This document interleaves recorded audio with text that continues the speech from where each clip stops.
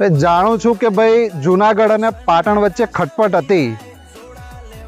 જે બી સૌરાષ્ટ્રથી આ વિડીયો જોવે છે, જે બી પાટણથી વિડીયો જોવે કે ઉત્તર ગુજરાતથી જો બી વિડીયો જોવે છે, મારા ક્ષત્રિયોને મારી અપીલ છે કે ભાઈ પાટણમાં એ ક્વોલિટી હતી કે બાંગ્લાદેશ સુધી કબજો કરવાનું, બાંગ્લાદેશ સુધી સામ્રાજ્ય ફેલાઈ દેવાનું.